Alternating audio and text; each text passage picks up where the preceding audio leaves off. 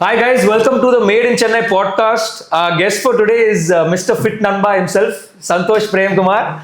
He's a friend and he's also a very good, very famous Instagram influencer, fitness influencer, and he coaches people on how to be fit. So before we get into all this, I want to ask you the first question of how all this, the whole fitness journey began for you. Like, what's the story behind? Yeah, so like every other kid, I liked girls. Like every other straight man, when he reaches puberty, I liked women, but women did not like me. Yeah. So see, you should either be funny or you should at least look like a person who can be funny. I was neither of those, so I thought, okay, maybe I can take the route of at least having a glance. This was from in women. school. Yeah, like 7th or 8th grade. Yeah. So I thought maybe if I lost weight, because I was extremely overweight back then.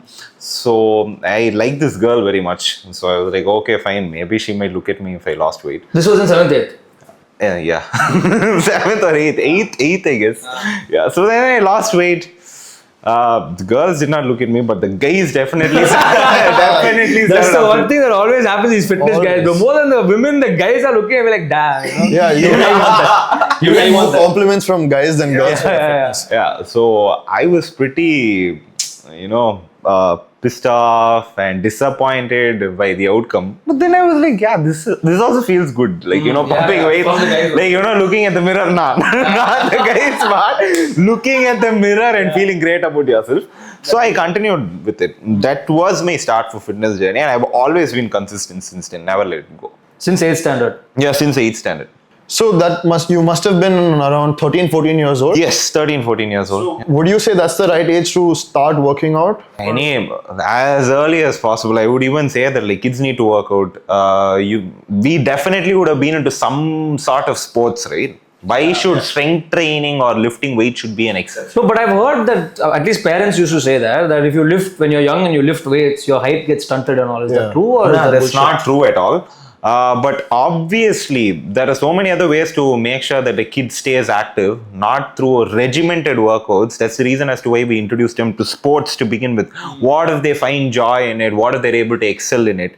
Things along these lines. And strength training is a tool for sportsmen in order to become better at what they're doing. So like bowlers, for example, there's also an interview of Ashwin talking about how strength training and weight training really influenced his bowling and everything.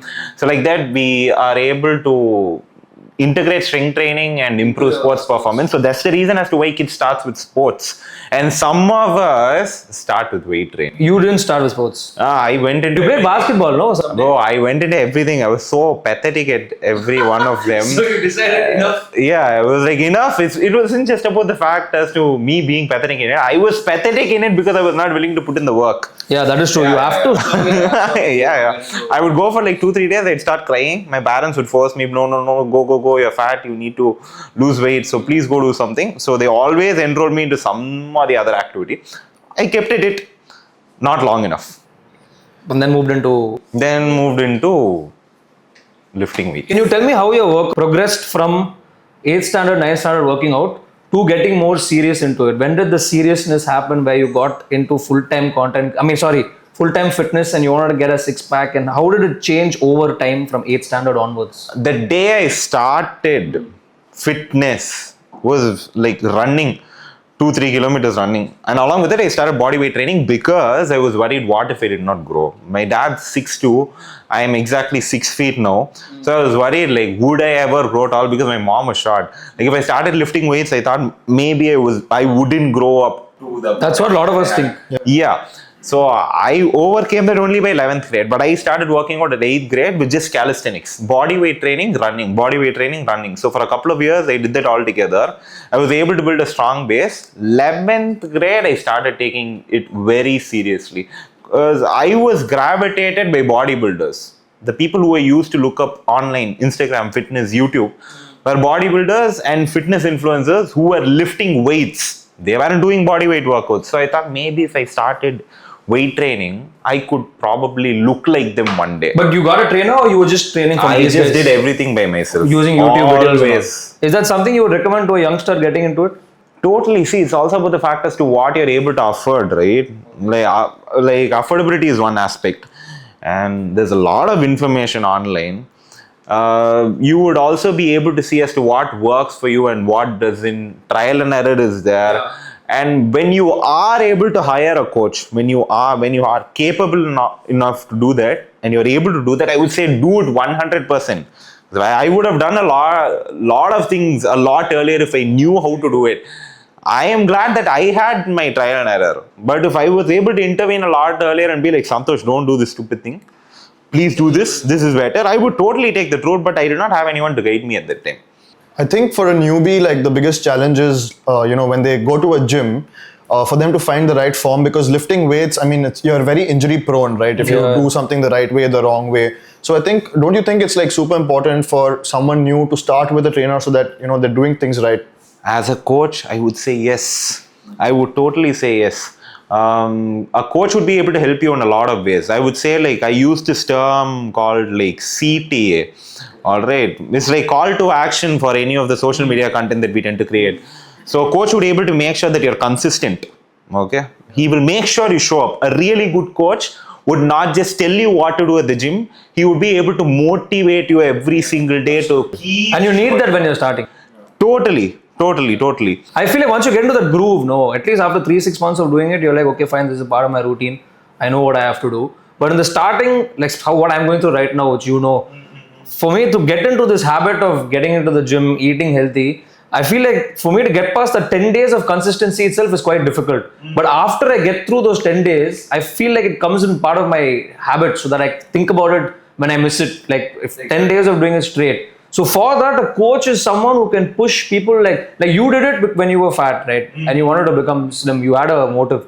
Most people who don't have motives, without a coach, at least for me personally, I think it's extremely hard to get into this habit of following diet, following sleep and water and all of that. Which brings me to my next question. So now let's say I'm getting into working out, like as you said, without a coach. What is more important out of the four? Diet, sleep, water, or your gym? Like what's the most important out of these four and why?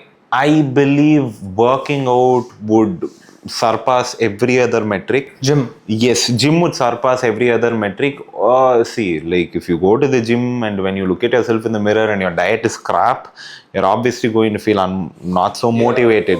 But purely in terms of a factual basis as to what would do the best for you is putting on muscle.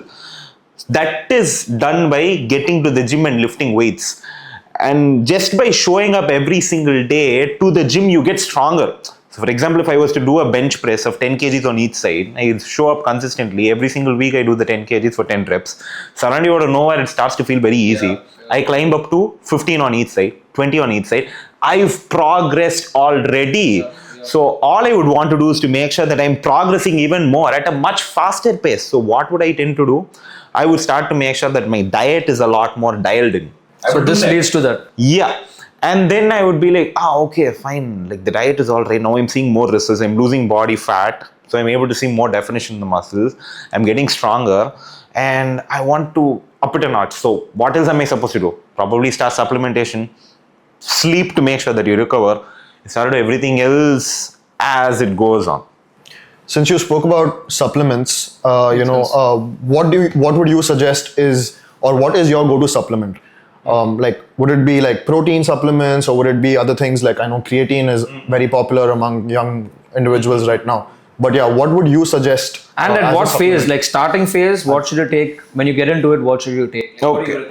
Disclaimer, I am sponsored by a supplement brand. I promote creatine, fish oil, pre-workout, as well as whey protein. Can you tell us the benefits of each? Yeah, sure. So I would, rather than saying like the benefits of all of them, because we are not going to promote supplements here, I would say as to what I feel personally is necessary.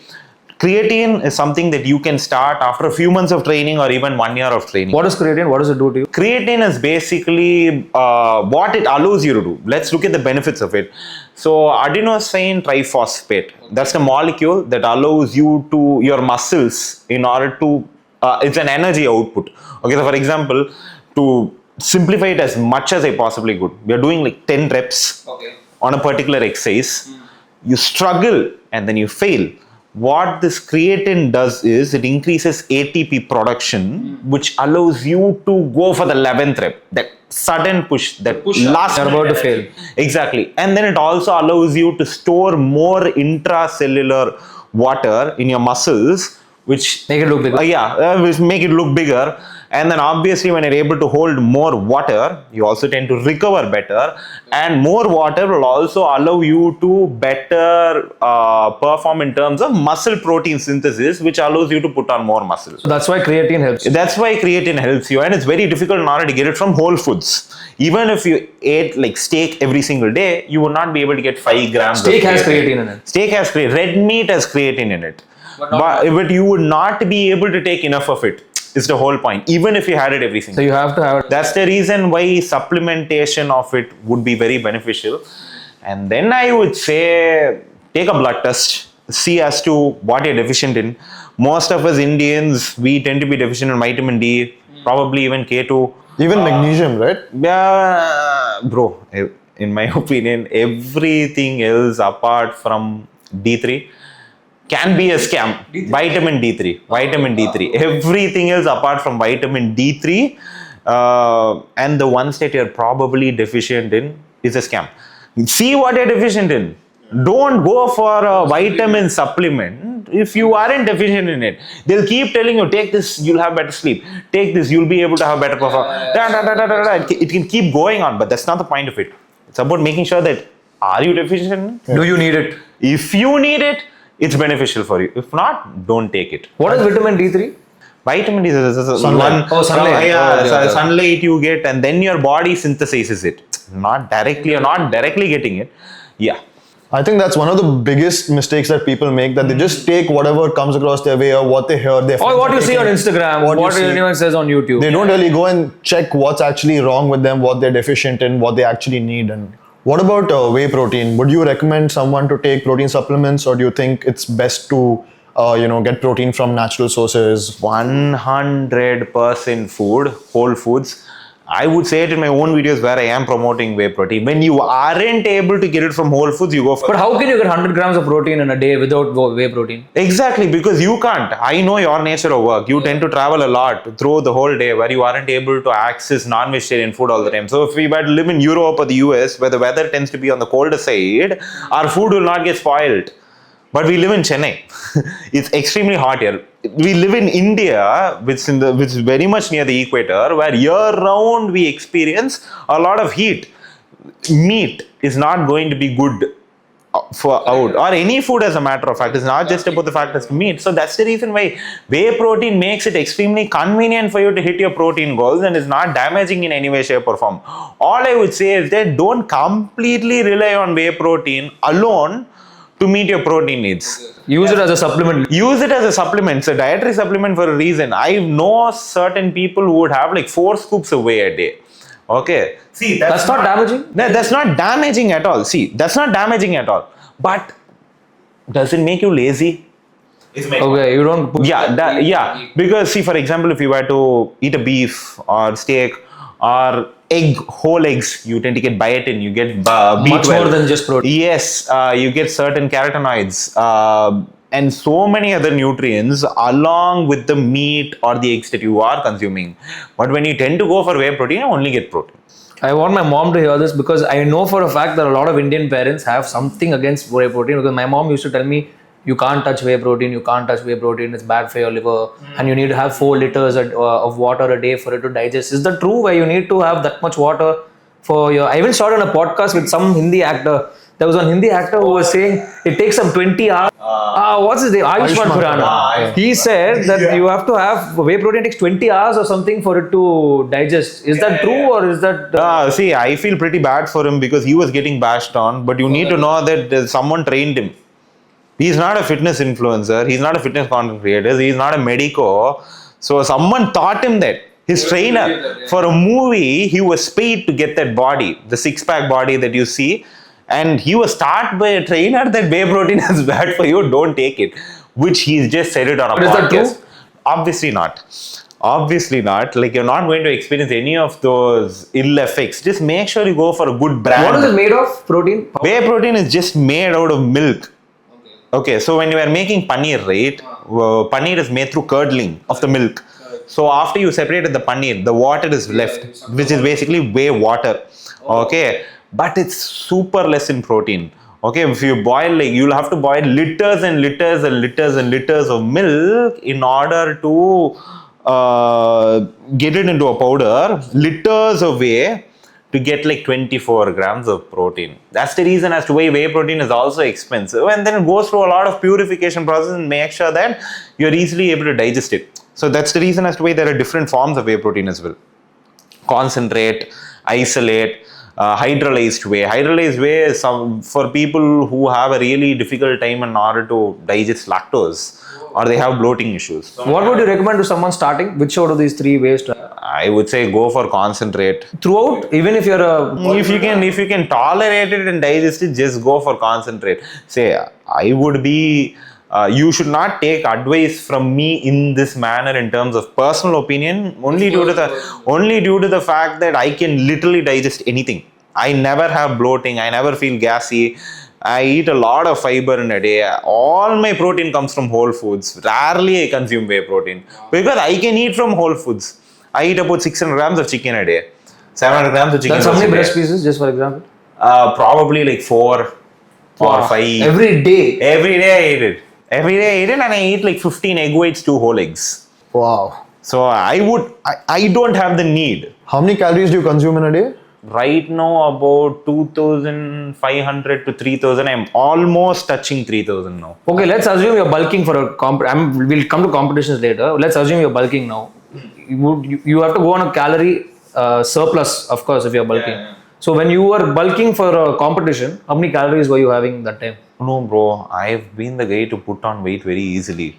Okay, because I have more fat cells compared to the normal individual. So I've never gone on a bulk intentionally. Unintentionally, I've bulked. That is happens to everybody. Yeah. That is happening to me every day. Yeah, that applies to all of us. Yeah, Like yeah. one bad day of binge would put the weight on for me, and I wouldn't. I'd be able to lose it. See, the reason as to why I stay in shape throughout the year now is because of the fact that I've gone out of shape, got into shape, gone out of shape, got into shape, and then I was able to nail it. I nailed it, so I help people as to nail it sooner. But you have to maintain that same diet every day for 360. Consistency allows me to do that. I've been eating the same thing for 3 years now. Nothing has changed. So your breakfast, lunch, and dinner remains the same. I eat 2 meals a day. Okay. Can you tell us about your meals in a day and what you eat throughout? Okay, so I exactly have 2 meals a day and 1 snack. So my first meal in a day would be like 1 or 2 p.m. Until then, I don't eat anything. You wake up at? I wake up at probably. Tell me a day in the life. Okay, I wake up at 6 or 7 a.m. in the morning. I take my client calls for how many hour has been scheduled. I get done with my client calls. I work on content. I will see as to what's trending, what can be done. I start scripting it. I take my notes app. I'll start posting reference reel. Okay, this is trend. This seems to be trending. This is something that people tend to have doubts on. I'll get done with all that. I'll go to the gym. I'll work out for a solid 1.5 hours. I've extended my time for working out now because I relatively tend to have free time compared to a couple of months ago. So I enjoy my time at the gym. I come back home. I eat my first meal. I take a shower. I eat my first meal. My first meal will consist of probably 8 egg whites, 1 whole egg, and then 300 to 350 grams of chicken breast. 2 chapatis. In the morning itself. Yeah, the first meal. First meal is heavy meal. You have to know that I've done with most of my productive But work. before gym, you don't eat anything. Before gym, I don't eat anything. Coffee or something? Black coffee? Black coffee, I do. Black coffee, I consume 5 cups a day. Okay. So black coffee, gym, and then Black coffee, gym, first meal. My carbohydrate source would be probably 2 rotis or sweet potatoes. 150 grams of sweet potato. that is how many? One full sweet potato. No, 150 grams of sweet potato. That would be 1.5 or 2 sweet potatoes, 2 big sweet potatoes. And then straight off, I go to dinner. Only in the night. So one meal at 1 p.m. and dinner is around Around 7 p.m. 7 p.m. Around 7 What's p.m. dinner like? Same thing. So Same thing. Same thing I eat. So between 7 p.m. and 1 p.m. the next day, you're not eating anything. That's like a 16-18 hour window. Yeah. And is there any specific reason you do this? Is that good or bad? for most of the people, but you always have to ease into it, because whenever you go for a long time without eating anything, suddenly out of nowhere you tend to develop gastric issues. So for example, we can look at our mothers and fathers who do fasting for religious reasons. Over the whole year they'll eat like crap. They won't care about anything, and then suddenly one week they'll go into some fasting, and then they'll come out of it, they would have lost weight, but they would have also had like stomach problems, gas, they'll be feeling gassy. So you're not supposed to do that. Even if you're fasting for religious reasons, make sure you start on a prior basis, train your body to the point where you're able to do that for an extended period of time. I took my time to get here, and I'm not very religious about it at all. I don't care. If I feel super hungry at 10, I'll go eat something. Okay, and I won't like binge on junk or anything. It would be proper. It would be like chicken or eggs or something along those lines, like curd and cucumber. Like I'll just eat like plain raita, things along these. Bro, but I've heard that from a lot of people that you shouldn't eat meat so much. It's not good for the heat in your body. No, I eat 35 grams of fiber a day. So you have, even if you're eating the meat, you have to substitute it with having some fiber so that it balances. Not some. Lot of people who fearmonger people saying that if you consume beef or if you consume a lot of meat, you'll get cancer, or like you'll get some sort of problems in your stomach, gut issues, too much heat and all of that. Those people are not at all considering the importance of fiber that goes along with meat consumption. I eat chicken breast, I'm not going to have cholesterol issues, but if I were to switch up to steak, and then it tends to be higher on the cholesterol side, I'm going to make sure I increase my fiber intake. So the more amount of fiber you intake, you'll be able to reduce your LDL cholesterol a lot more. So they go hand in hand. You're supposed to have your veggies and your meat. You just can't be one way. Just because you like eating meat, you just can't have that. You're supposed to eat both. Balance it. I think water also is super important. Right? Totally. Yeah, water, I drink 6 important is liters of water a day. 6 liters. 6 liters I drink. I remember when I used to try and have 4 liters of water a day when I was taking creatine very recently. I used to feel like extremely full and bloated because I wasn't used to having so much water. Like I went from maybe 2.5 liters a day to 4 liters, and it was very hard for me to consistently have like 4 liters of Bro, water. I find it difficult to have 1.5 liters a day. Even though I'm on the road, my job is on the road, I'm standing in the heat. I won't say find it difficult. It's impossible for me to crave or to want to drink water more than a liter and a half. Even when I'm thirsty, I'll go and have half a glass of water and I'll be like, I don't want any more water. So I'm struggling. So what's the bad things that could happen when you don't have enough water that your body requires? Especially for someone who's bodybuilding. Okay, so like you'll have to look at from the perspective of what do you complain about your health in the first place. If I were to ask you, what are your problems, Siddhant? I would say skin. Like I get a lot of marks on my body, and of course fat. I'm putting on a lot of weight. Okay. Besides that, I don't think I have any. You don't have any problems that are concerning to you. Your concern is I do feel acidic sometimes, or about let's say once in a day for sure. But besides that, nothing. in order for you to have great skin health, hydration is important, which you clearly lack. Before you go for some product or something else altogether, in order to make sure you get it sorted, there is one immediate thing that you can fix is to up your water intake. You do that, there are higher chances of your skin looking and feeling a lot better. Second that you complain about was the fact that you're putting on body fat a lot. So water allows you to feel fuller, especially when combined with meals. There is this common misconception that if you drink water while you're eating, you will not digest any of the food that you're consuming. But that's not the case. Me also integrating this with your third point that I feel acidic. Water allows you to balance your pH levels to the point where it's great and best for digestion. The more water you produce, and then you either become acidic or alkaline or whatever it may be, your body produces enough amount of acid in order to balance and compensate for the amount of dilution that's happened through you drinking water. So it also helps with your digestion. It also makes sure. How many liters do you recommend I have? I would say like start off with 2.5 liters, just 2 or 2.5 liters would do for most people, and then you can climb up from there. See, like I'm constantly speaking to people throughout the day. Mouth tends to get dry. I complete 17,000 to 18,000 steps a day.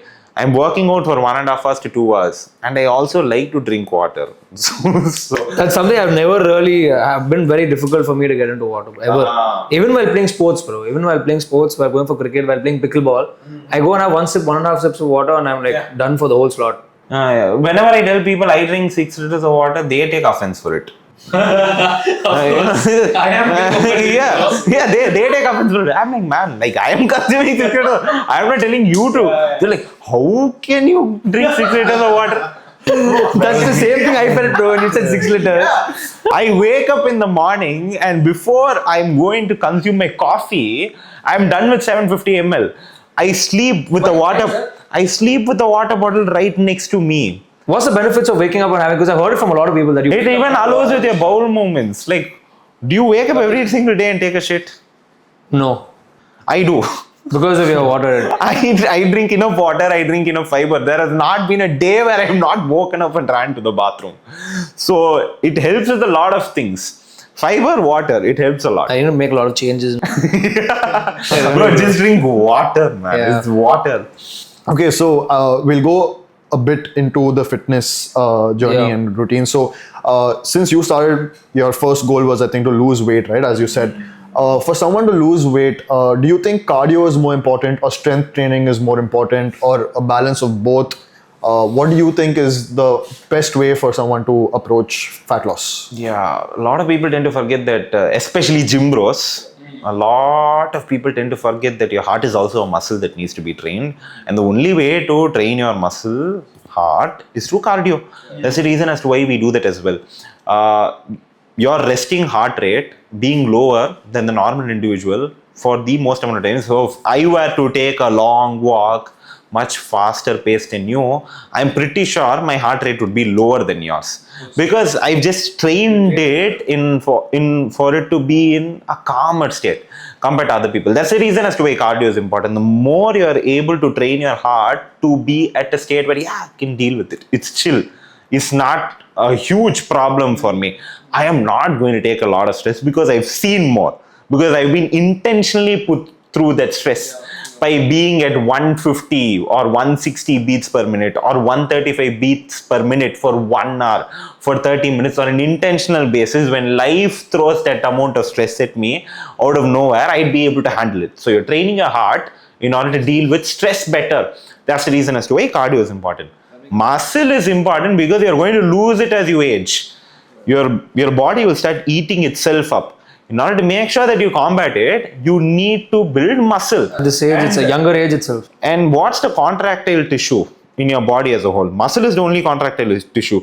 There are that is like skeletal muscle is the only contractile tissue. So your heart is a muscle, your liver is a muscle, every other tissue inside you, every organ is also a muscle. But at the end of the day, you don't have any amount of control over it. The only control you have over it is your skeletal muscle. And what is actually allowing you to control skeletal muscle? Your nervous system. So how do you develop your nervous system? By building more skeletal muscle. The more skeletal muscle you build, the better nerve adaptations you have. The better nerve adaptations you have, the better brain you'll have. And the only way to build better brain is to build more muscle. And the more muscle is built through weight training. That's the reason why both are important. You won't get dementia, won't get Alzheimer's, won't get sarcopenia. Just by staying fit. Just by lifting weights. Just by lifting weights. How do I calculate my calorie for a general person? How do they calculate what's the calorie maintenance? Maintenance calories There are and a lot of online calculators which you can take up and do. That's something that you can do. But what I would say is that whatever you're eating right now, keep eating it.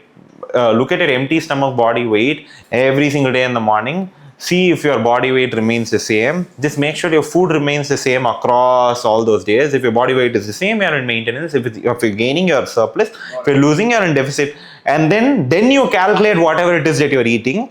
Then you make changes on whether you want to gain weight or lose weight. Because it'll allow you to do better.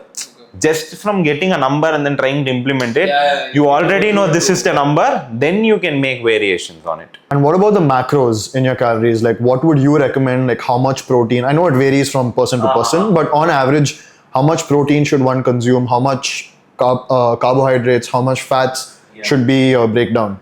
Yeah, so And it also depends based on goal to goal, no? Like for someone who's trying to gain. I'm totally giving this to a person who's living an average lifestyle who does workouts for health and longevity. I would say to go like moderate on carbs because you're not utilizing that much of energy. Lower on the healthy fats per se because I totally feel like it's Healthy fats like? healthy fats. They'll say nuts, seeds, and all of it. I will say like, okay, it's chill. You can take it calmer because I feel like it's a totally overhyped industry altogether. This is so healthy. Avocados are so healthy. Nuts are so healthy. Yeah, they are healthy. They are also uber damn expensive. More expensive than protein, bro. Yeah, go get almonds. They're so expensive. Avocados are expensive than chicken. Yeah, you're selling healthy fats to a population that has no shortage of consuming fat. But you're not selling protein and its benefits to a population that is actually deficient in protein. That's the reason as to why I would say give more priority to your protein, but make sure in the process of eating more protein, you don't cut out on your fiber, because as Indians, we were great in including a lot of vegetables into our diet. Yeah. Not really sure about the fruits because they always tend to be on the expensive side. Have always been in our diet, but recently, due to the advent of the growth in ultra processed junk food consumption, we tend to be very much lower on fiber consumption. So never compromise on fiber and protein. Keep it as high as possible. Moderate amount of carbs, lower amount of fats. I would say you can keep it in that. How do I calculate? I heard that it's your body weight in kilograms into 2. You can start off with 1.2 to 1.5, I'd say. Of your kilograms. Of kilograms. And is there like a maximum limit that you should not eat more than this much? No, there's nothing. There's nothing like that. Some guy will come and ask him why you tell that. You keep asking him more questions until he breaks. Okay. That's about it. No, I get your point. There are a lot of people. I mean, the reason why I'm also thinking this way is because I've seen it or I've heard it. Otherwise, I am not someone who's experimented it myself. I've heard it, seen it, so I'm doing what I'm told. But yeah, that makes a lot of sense. I think what people also do is, one of the main things, especially when you're working out, is to be consistent and to look at it from a long term goal. But today, what's happening is people try to accelerate this, try to go fast, try to, get. What people do is they resort to like performance enhancing drugs, right? What is your take on that? Who should be taking these performance enhancing drugs? Should you or should you not itself? Yeah. Should you at all? Yeah. Obviously not. But it's not about who is qualified to do something like performance enhancing drugs. Who am I to give a qualification, or who is anyone to give a qualification to people who are entitled to use performance enhancing drugs? People use it for various reasons. The fattest guy in the gym would be on PEDs and you would never know it. He might be on 1 gram of gear or 2 grams of gear. What is gear? In total. It's performance enhancing drugs. Okay. It's just a different What does it do? What does it do to the body?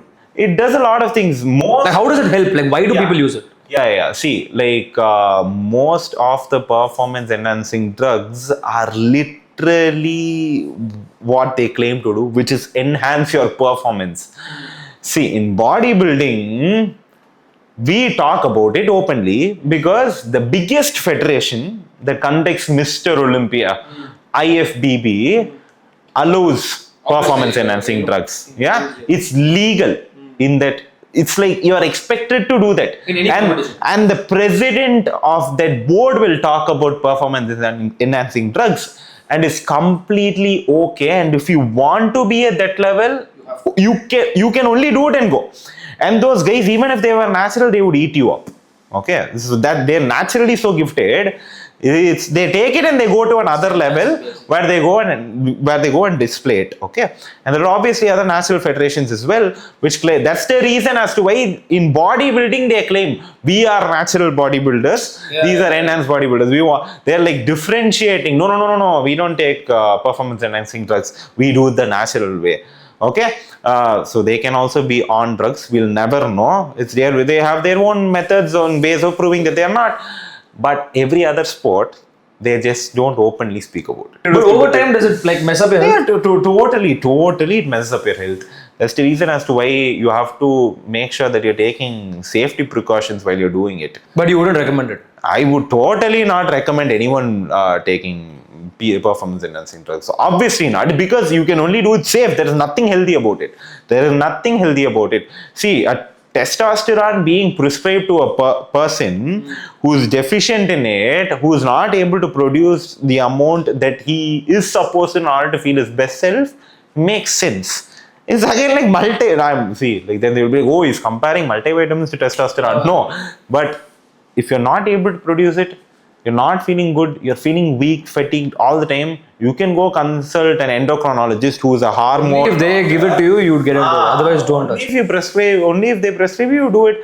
But otherwise, people do it for different reasons. And no matter what is said, it's their own choice at the end of the day. It's their own choice. Information is the only thing that can be provided. No one is being influenced in order to do this. It's their own choice. They'll come and be like, my trainer forced me to do it. Where did your brains go? You have access to everything that's out there on Instagram. You know how to search something specific and look at it all day long, but you can't do this. Yeah? That's what it's I about. think a few trending, I don't know if these are PEDs, Ozempic and Monjaro now are Is that a very, BD? No. they're not PEDs. So what are they exactly? So Ozempic and Monjaro makes your stomach lining contract. Okay, so it makes your stomach walls shrink. So your appetite becomes. Yeah, it shrinks, and it also it basically freezes the stomach wall, so you feel fuller, and then it also slows down your digestion process by a long shot. Okay, by a severe long shot. So you're feeling full for most of the time, so you tend to go on a caloric deficit a lot easier than you not being on Ozempic or Monjaro otherwise. Okay, it's not been a drug that's been there forever. So we don't know as to what the potential side effects of it can be. Again, see, we were talking about PEDs. This is Monjaro and Ozempic is legal. PEDs are illegal. Okay, people know PEDs are bad. They still do it. They don't know if Ozempic and Monjaro is good or bad because it's not been along them. So what's going to stop them? We already know something is bad, we're doing. Smoking, we know it's bad, we're doing. Drinking, we know it's bad, we're doing. Just because something is bad or good, he's not going to. That's what I mean by it's people's choice at the end of it. Since you brought up drinking, what does drinking do to the body for a person who's trying to gain weight? I mean, trying to work out or trying to get fit. How does alcohol affect it? Okay, if you had to realistically talk about it, once you drink alcohol, any sip or any amount of alcohol, you stop burning fat completely, because alcohol is extremely toxic. From a single sip of alcohol, you stop burning fat immediately. Okay, like I'm not like over exaggerating, but no one is going to stop at a single sip. Okay, so you are going to at least have a drink. Okay, which is like a 60 ml or a 30 ml or 40 ml or One becomes two. One drink becomes two drinks. Okay, so I am not exaggerating. No one is having one sip.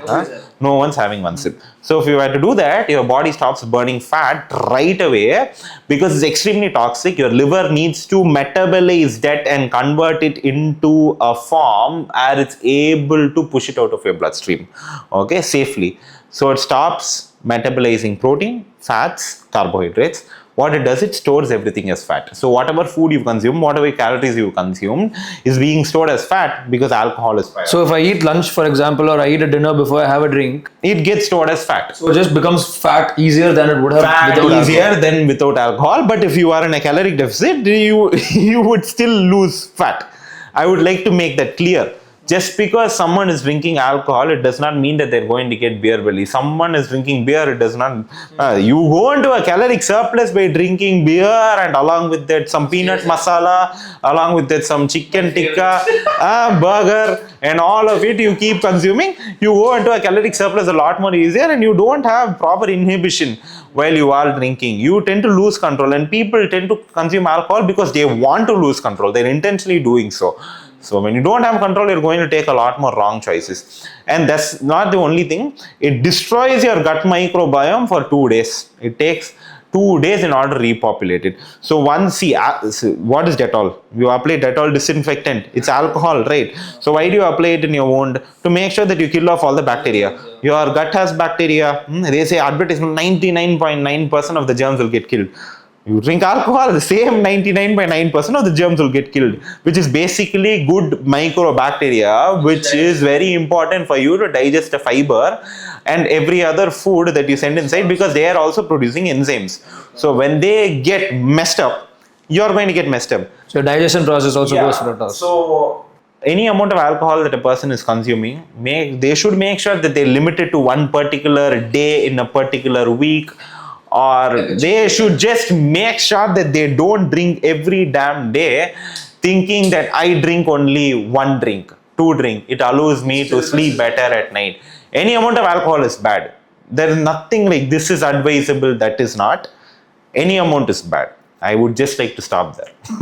That makes a lot of sense. What about like smoking? Yeah. Do you think smoking also is? I mean, of course, smoking is harmful. Besides the lungs. Full stop. Besides the But, lungs. Yeah. When speaking of working out, how does smoking affect you? Apart from, let's say, stamina and other health issues, but do you think for, let's say, weight loss or muscle gain, does smoking cause issues? Okay, so I would like to simplify it very much. Most of the smokers don't die from lung cancer; they die from heart attack. So we'll have to look at as to why people smoke in the first place. It's not just for the dopamine rush. People are probably stressed out. They just don't know how to handle certain things in their life, and it tends to be an easier way. And it starts off by smoking when you're stressed. And since smoking has become the habit now, it's a response to stress. Smoking takes over stress. It's like I smoke regardless of me being stressed or not, just because of the fact that I've been smoking for literally anything and everything as a response. Just sort of habit. Yeah. So obviously it's going to distract you from, because it's an instant dopamine hit. Any amount of pleasure that you get without having worked hard for it is messing you up. Because pleasure, feeling good, feeling great, feeling proud should only come from hard work. So I would say like you can differentiate like pleasure and feeling good from hard work. So if you had to like work for 6 months and then you saw a six pack in the mirror, you'd feel so great. It lasts long. You smoke a cigarette, it lasts for a minute. That feeling. Okay, so I would say that it's definitely harmful. It takes a lot away from you. It makes you even more stressed when you don't have the access for it because you're craving for it. It's a vice, it's a weakness. So rather than delving too deep into as to why it might probably bad for your performance, you can just cut it out. Yeah. Absolutely. That makes a lot of sense. Let's now. I want to talk about content creation. So you, of course, besides fitness, you also are a content creator. So when did the content creation start, and when did that become a business and a means of making money? Like, how did that journey like move on to content creation and coaching and all of that? Yeah, so content creation was totally by accident. Okay, I wanted to be a content creator, but I never took the efforts for it because it did not seem very important to me then. Okay, I'd be like, oh, this would be cool if I was a YouTuber. That's about it. Never really took efforts for it. I had a very comfortable upbringing. Okay, a very luxurious life to say the least. But then my all the businesses that my family had went into bankruptcy, and we basically went into negative net worth. And it was during the final year of my college where I started to panic because I did not know what my future was going to be. I did not apply for any job placement, so I really wanted to do something that I was passionate about, something that I would be interested in. I did not have the luxury to go study somewhere or learn something new or even take a break here in order to figure things out. So I wanted to do something that would make me money. As simple as that, because I was not able to afford chicken and eggs. And bodybuilding is something that I really loved, which I did not want to let go of. So I used to sit and cry by myself like, oh my God, I took this thing on. I'm not able to let go of it. I want to pursue this, but I don't have the money in order to afford this. What would be able to give me the money in order to afford bodybuilding? Very simple. So I was like, okay, I know bodybuilding, I know sports, I know fitness. Let me just post some Tamil videos on it. Let me see if I can, in some way, shape or form, become viral. So I posted my first reel without a shirt on as I was prepping for a bodybuilding competition. I was ripped. I had my six packs and everything. So I just started speaking in Tamil and then went to 5 lakh views. The first reel. I had done some reels on politics and economics. Okay. Like 1 year. You started off like that. I started off like that because I was very much into it initially. So I started off like that. But then my first ever reel, which was dedicated towards wanting to become a content creator. That's my first move because I was serious about it. I wanted it. So I posted that and went off to 5 lakh. Good motivation to continue. 100%. Because I was posting videos before that. I would keep posting me pumping in the gym, me having a six pack and all of that. None of it used to work out. I had gotten a 7 lakh view before that. Okay, but I was like, oh wow, oh my God, 7 lakh views, oh nice. But then I wanted to become a creator. First video blew up, but I was like, even before it blew up, I decided I'm going to post every day. So the next day I did. It's important to post every day? Yeah, 100%. Okay. So I kept posting. I went all the way up to like 30,000 followers. I got stuck. But by that time, I knew, okay, there's some way we can make it, and I kept creating more and more and more and more, which led me to having posted for 3 years now every single day. Every day for 3 years. Every day for 3 years. I have created more than 2000 reels Wow. in totality. Yeah. In 3 years, I've created more than 2000 reels. Being a content creator requires as much dedication as being a fitness freak, being a guy who needs to get fit. Madness. Yeah, 100%. And people would say that like quality is really important. You just can't like go for volume. But let's say that you are given the task of making a pot. Okay, so I've told you have to make a pot, and I've given him also like you need to make a pot. So you take so much time. Okay, you're perfecting this one pot. Okay, you're making it, but he's already done 30 pots. Okay, so probably he would have played with a lot more variety. He would have figured out a lot more things. He would have made one part. Probably this part did not look good. Or okay, this is what I did wrong. This next one probably I'd be able to do better. So he does that, and then he's like, yeah, this looks better. But I like the first part, this aspect. Would I be able to get this aspect of this first part onto the third part? But the second part base looks way better than the first one. So third one will look this way. So he does that. And he lands the one that is the best one. So that's volume. I was able to create 10 reels this last Sunday, all within 1.5 hours.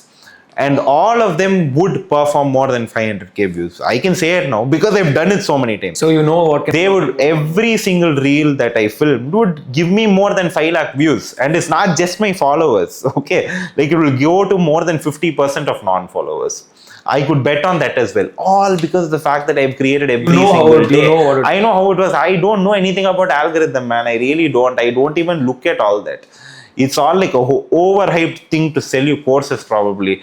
It's all about the fact as to how much attention you pay in terms of creating. Dedicated create, you just get better at it. It's repetition. It's like Bruce Lee saying, I am more fearful of a man who's practiced one punch 10,000 times over a man who's practiced 10,000 kicks just once. It's as simple as that. Very simple. Apart from the algorithm and all of that, what do you think your followers or your viewers appreciate about you the most? Appreciate about me the most, I would just say content, because there's a lot of people in health and fitness space. That's in also Tamil Nadu, so many people in Tamil Nadu as a whole. They would say, see man, I'm just speaking to my own listening. There's a reason as to why I have almost 1.8 million. I'm purely speaking about it from a very, very objective viewpoint. Nothing subjective here. I'm purely speaking about number space. There have been people who've been creating ever since before me. People started while I was creating. Now people have come up who are creating.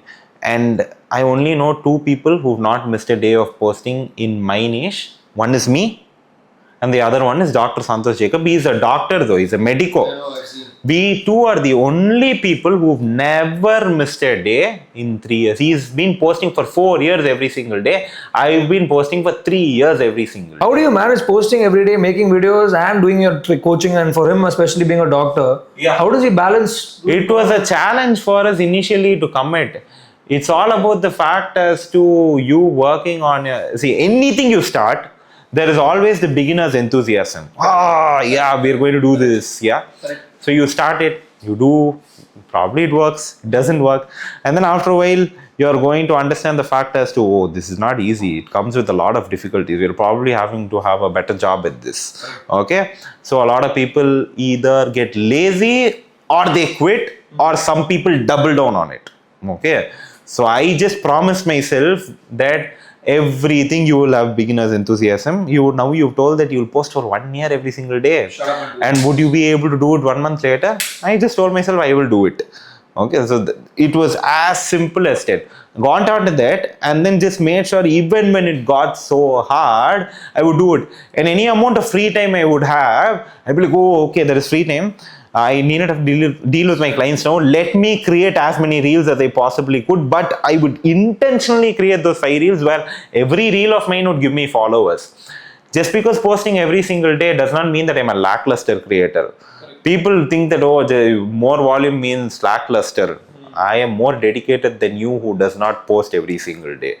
I am dedicated to this craft every single day. I am a better content creator than you are only because I show up every single day. This may seem like superiority complex. No, but this makes to sense in people. every context. Every way, context, yeah. in literally every context, it makes more sense. So I judge people really hard who don't show up every single day with the excuse that quality matters. There can be something else, there can be some other reasoning. Okay, if it's your way of preference, yes. But my solution to all those people who come and ask me, Santosh, what can I do better in order to grow? You asked my advice, so my advice is post every day. Okay, but if you haven't asked my advice, it's not for me to say. It's your preference, you do it the way. I am no one to say anything. But your way is that you need to do it. Yeah, churn more content. I know some creators who produce 35 pieces of content a day. But doesn't that overcrowding happen where you post so much content a day where people don't get to see all the content? No, it's like I am on your face, man. If you do it the right way, and the people who are producing those many pieces of content are doing it right. What's their remuneration for even doing 35 pieces of content a day? They're doing 35 pieces of content a day because they know it works. Yeah. So you said you reached like a small snag when you reached 30K followers. That's a pretty common number, a milestone that once influencers reach, they find it hard to scale from there. Yeah. Right. So did you do something different after you reached 30,000 followers to, let's say, reach 100K and then a 200K, or was it just to post consistently every day? Was that your idea in mind? My consistency is like calorie deficit. Okay, or calories. Okay, that's the baseline. That's a law of thermodynamics for me, consistency. So let's keep that consistent throughout every possible scenario that we tend to discuss here. So if you look at my content over the past 4 years, 3 years, you will always see me taking something like a new avatar or whatsoever. I would switch up my speak. Switch up so people don't get bored of the. Yeah, I would switch up my whole content style as a whole. I would switch up my clothes or switch up my background. Something or the other would change.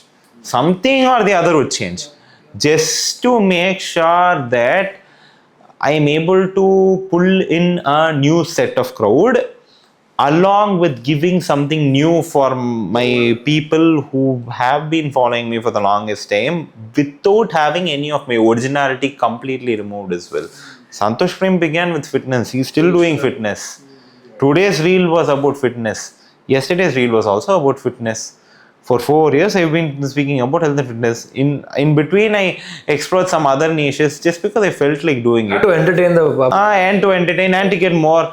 If you want to take a needle from a haystack, you need to put the magnet over the whole haystack. You'll not be able to put your hand in and take it out. So I was like, I want all of the haystack. After that, I can take the needle out if I want.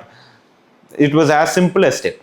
And how did Fitnanba start? How did content creation get into training and then Fitnanba? Yeah, so after I started health and fitness content, a lot of people started asking me whether if I'd be able to train them, like help them lose weight.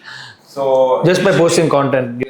just by posting content. I never told I'll coach anyone. They came and asked me myself. I had experience in offline training. I trained a couple of people offline, staying next to them for 1 hour and all of that. I was like, how is this even possible online? That's how I got into it. It was basically figuring out I was in desperate need of money, but I knew at the same time that I'd be able to help these people. So I started going and doing my research as to what online coaching is, how that can be done, who are providing these services, how are these people doing it, how would I be able to replicate it in a way where the South Indian, Tamil or Indian population as a whole would find it very appealing to follow and adhere to. As simple as that. I did my research, I tried replicating it, but I wasn't able to replicate exactly what they were doing, so I created my own. And how did it go from single coach to a big company, a big group? A big company, I had to learn everything by myself. Okay. So like me taking all the calls, all the consultations, me taking on all the clients, dealing with every type of client, making sure that I was able to do every type of transformation, a six-pack or muscle gain, weight loss, weight gain, all these things I had to learn by myself and also cater to different demographics. I have Gujarati clients. I have... so each of their diet preferences are... Yeah, I've even had like proper white people as clients. Okay, like from different ethnicities. I've catered to almost all type of Indian food and also Western food, like people living in Europe, Australia, US, all of it. I did it myself. And then I was really sure about what would these type of people want, which required hours of work. And then I started introducing as an assistant coach. You come on in, we both are in the same group. I'll be like, this is my guy, he will also be helping out in the process. Started building trust with the client of this new coach. And then slowly be like, would you be comfortable? I was going to ask you a question where I say that people come to you because you're Santosh Premkumar and they want to learn from you.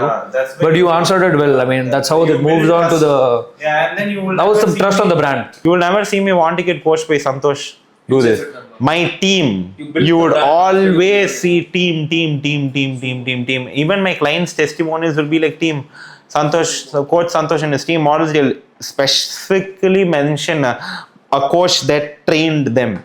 They would be like, thank you so and so, thank you so and so. Without you, I would not have been able to do it, because I specifically tell the client, yeah, you saw my face probably and you came on initially, but it turned out where someone else was to coach you and you gladly accepted it. You saw the result, you seem to be very happy. I would rather make you give them credit rather than me.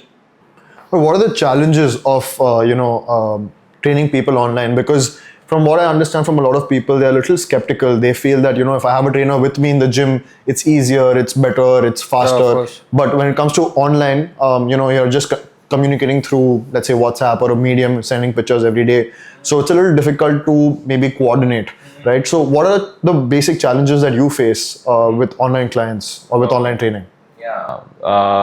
So I have clients who have a PT. I will do the workout program. I will do the programming for them, and the PT will train them in the movements exactly the way that they are supposed to do. And then I take care of the diet and everything else. I make sure the follow-ups are done in a way where after they come back home from the gym, they are following everything.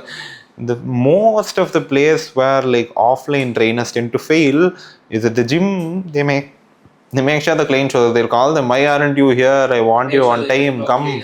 They'll train them properly and all of that.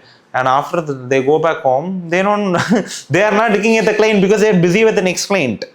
Okay, they're like, I can't use my phone and check with another client as to what they're doing back home, because I have to make sure that this client has also paid me. I have to give them proper service. It's not good etiquette to check a phone while you're training someone. So none of us do that. If I were to train someone in person, I would not use my phone. That's very disrespectful. Not supposed to do that. So that's where offline trainers fail in order to make a great transformation, because people don't tend to be accountable when they're back, especially when they're starting. They need to see great results, and the great results are built through accountability.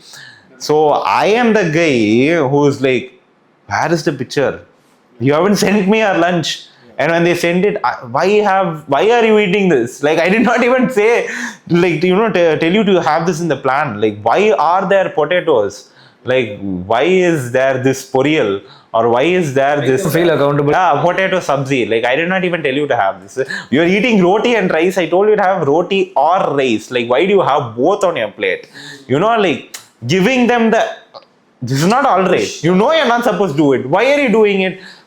But everybody has their own approach. I always go the soft route, and some client will come and request me, Santosh, if you be very nice to me, I'll not be able to do it, Santosh. I want you to give it to me. That time I reported them. Like, I'll be like, I'll go full force.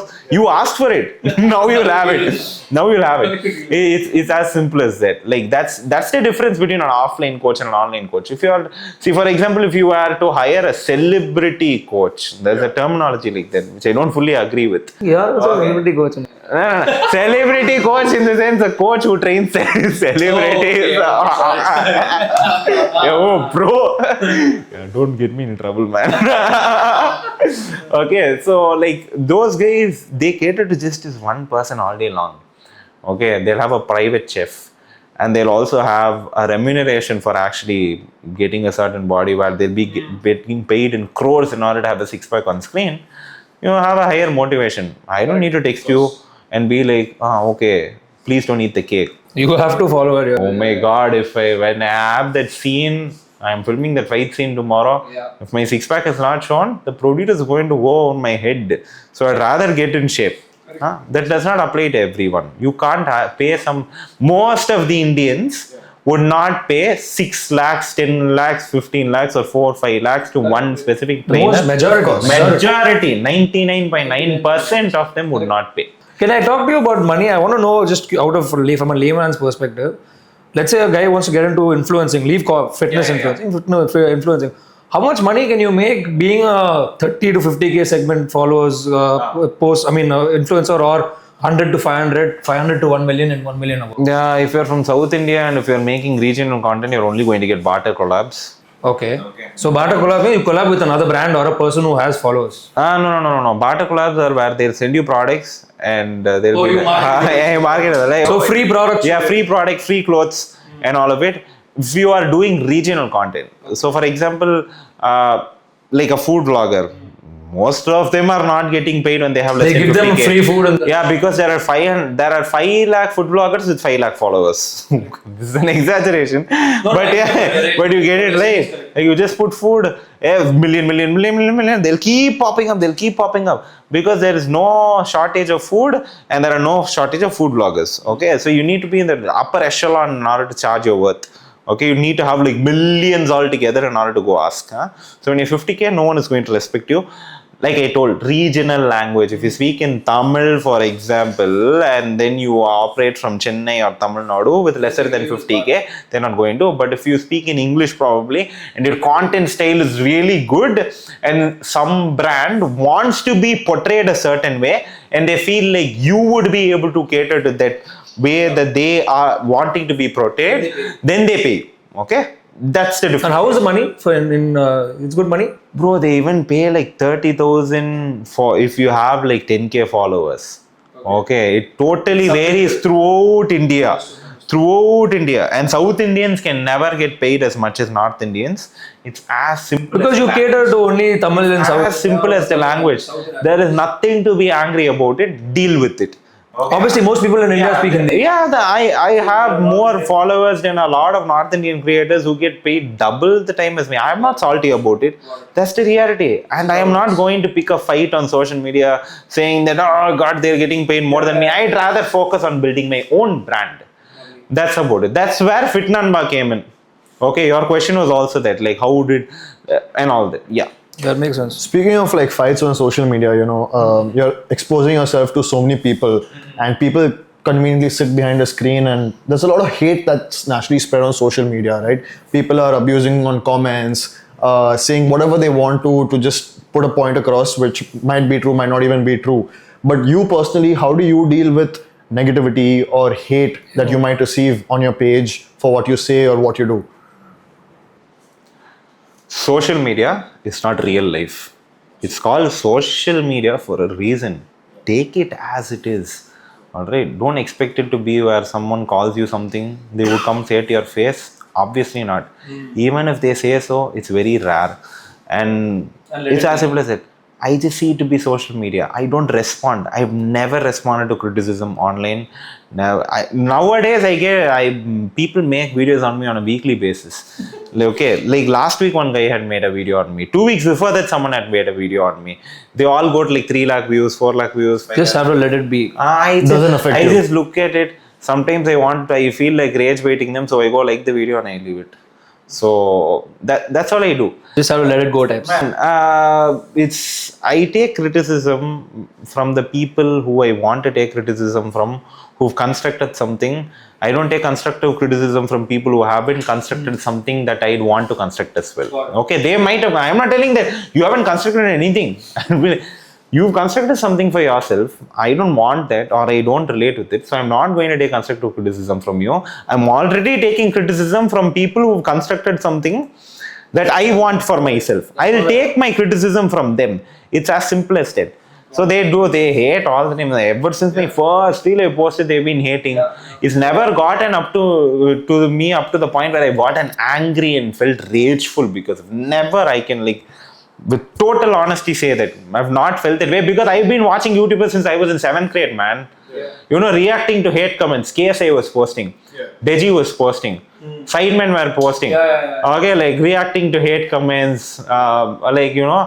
reacting to hate memes, critics. Oh, damn, this is some funny content. Like when it happened to me, why am I supposed to behave any differently? Those guys were not losing their minds over getting hate. If I do that, I am just an idiot who took training for no reason then. Absolutely. That makes a lot of sense, bro. I think we had a very good conversation, and everything that I needed to know from you was you spoke it really well, and everything was very clearly said. Now we're moving on to the last segment, which is the rapid fire round. Okay. Basically, try to keep the answers as short as possible and as fast as possible. Whatever you think, spit it out. Okay. Okay, so first question, losing fat or gaining muscle? Gaining muscle. Which is harder? Gaining muscle is harder. Harder. Okay. 0 to 100K or 100K to 1 million, which was harder for you for followers on Instagram? 0 to 100K. 0 to 100K. Okay. Your favorite cheat meal in Chennai? And where? Outside of home. Yeah. Cheat meal outside of home. Eat the same thing every day that you forgot only what food tastes like outside. I don't have one. I really don't. No guilty pleasures. No, not about me not having guilty pleasures. I'm just saying that like I don't have like a specific place where I was like, oh my god. But what's your guilty pleasure? My guilty pleasure is something that's sweet, man. I love sweets. That's why I avoid it. If I eat it, I know I'll give in. If I eat it, I know I'll give But in. zero sugar full throughout the year. Oh, I'll have something. Okay. For example, like I went to Ahmedabad a couple of weeks ago. I had like cupcake. I had like their jalebi, fafta, and all that. In Wayanad, I went and I ate at a specific place that was famous for like a particular thing. Diwali, when my mom made, I had like some like rava laddus. But otherwise you... Otherwise, I don't. Otherwise, when I'm by myself at home, just doing my everyday thing, I don't crave for anything. I don't eat anything. Cool. Your favorite restaurant to go to for a healthy meal? Or where you order from. Yeah. Something healthy. Oh, I'll order like a grilled chicken, man. I would not say like it's healthy and all. From okay, like I like Zaitun's signature. But seems to Zaiton be- grilled chicken is not healthy, no? They put No. It's not healthy. A lot of oil and masala. It's not healthy, bro. Like what? Like hell, I never ordered something that's healthy, man. Make it at home. Yeah, I'd rather like make it at home. Like it's like a 2-minute job. So I would not, and I've been experienced at cooking something that's healthy, but I would not like choose to order it from outside. And just meat tastes so good. I would say like having like some exquisite meat would be like my guilty pleasure. Like, oh wow, this is food. Making it at home itself. No, I would order it like go eat outside or what. I am not going to buy like my mom would like hit me with a broomstick if I cook. Favorite meat? Oh, the best one I've ever tried is actually reindeer. Reindeer. Reindeer meat, yeah. Chennai.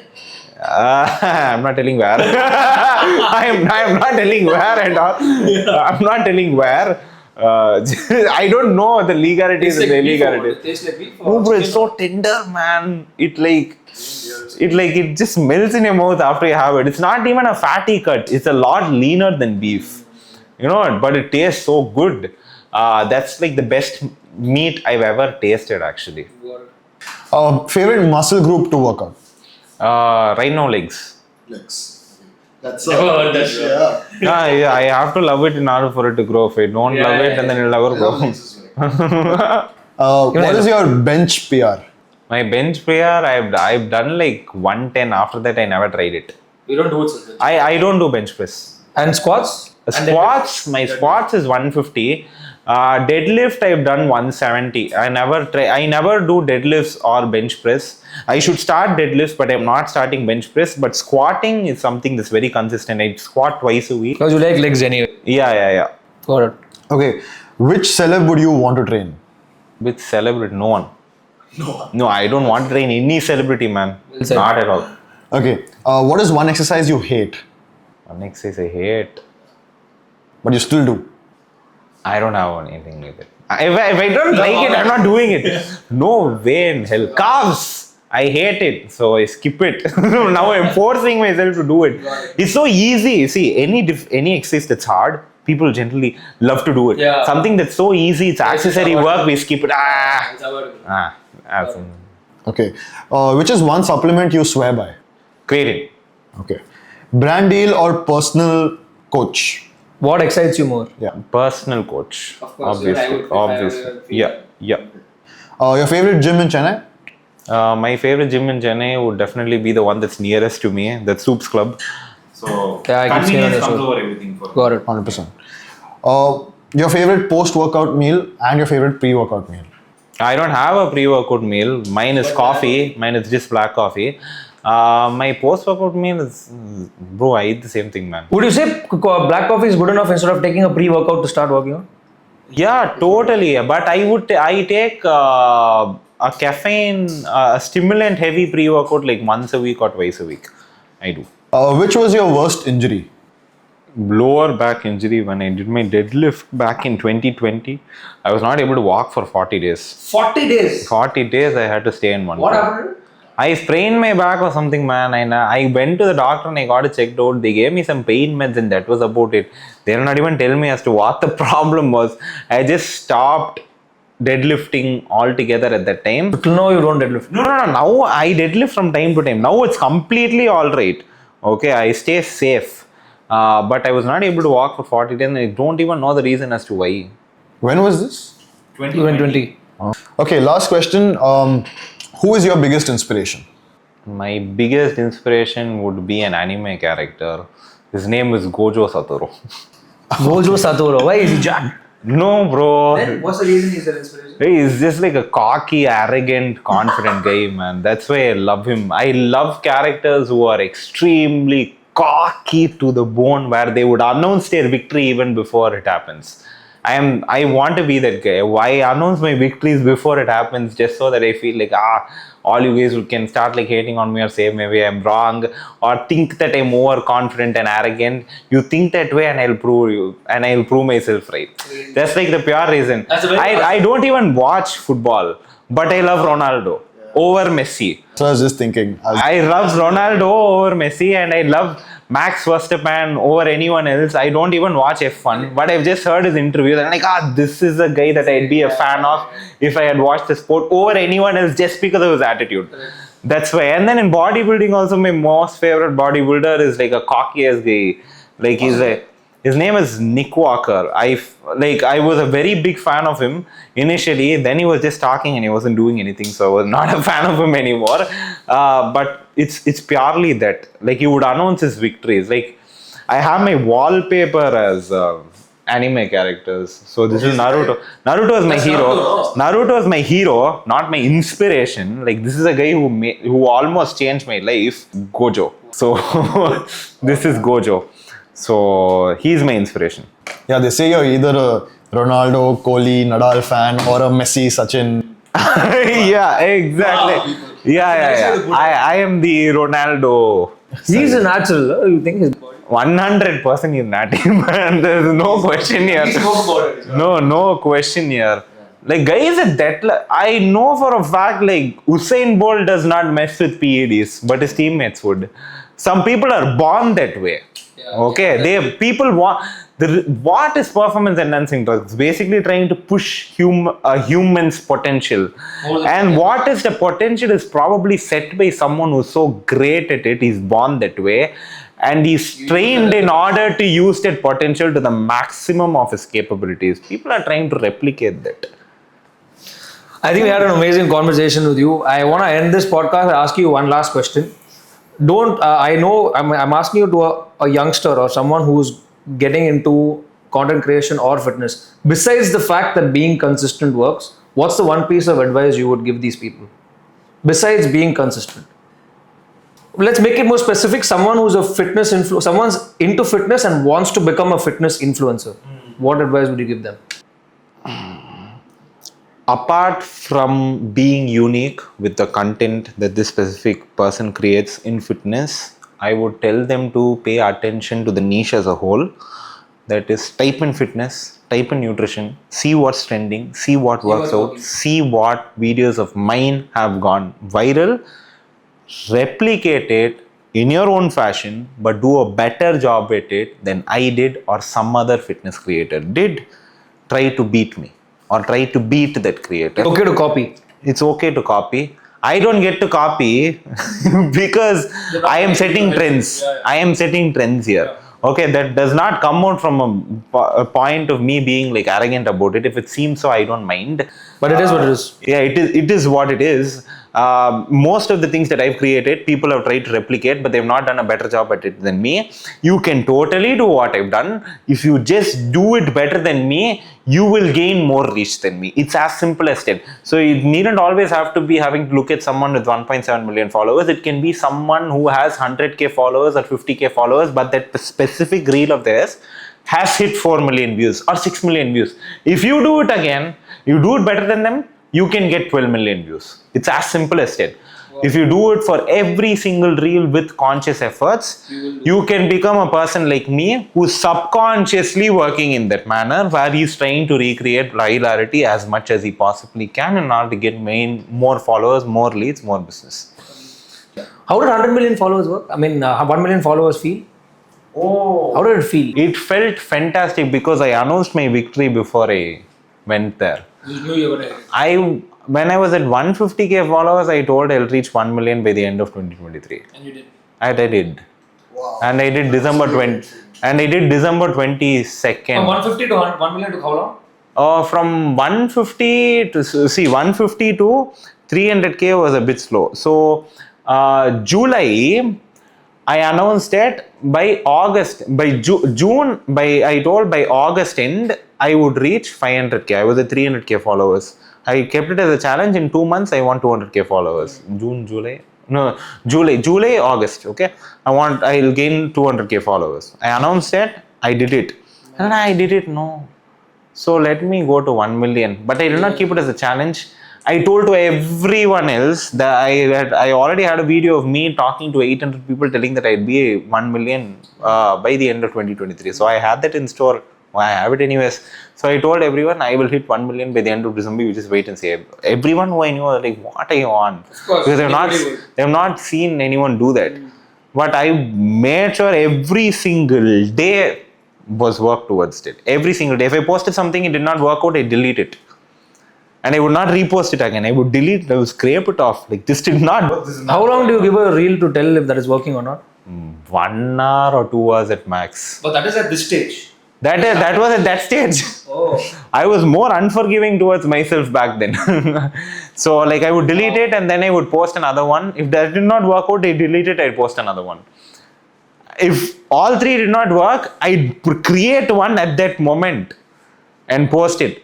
And then I would predict those days. I'd be like, this reel, I want 10,000 followers from this specific reel. So I would work that way. So I'd set like weekly targets. These many followers I need in order to make sure I hit this specific 1 million goal that I have by December. Amazing. That's crazy. That's crazy. Actually, I have a lot to learn from you. That dedication is unmatched. Not just in easy. fitness, in anything. Yeah. Like in anything, that's crazy, bro. Thank you, bro. Thank you so much for coming.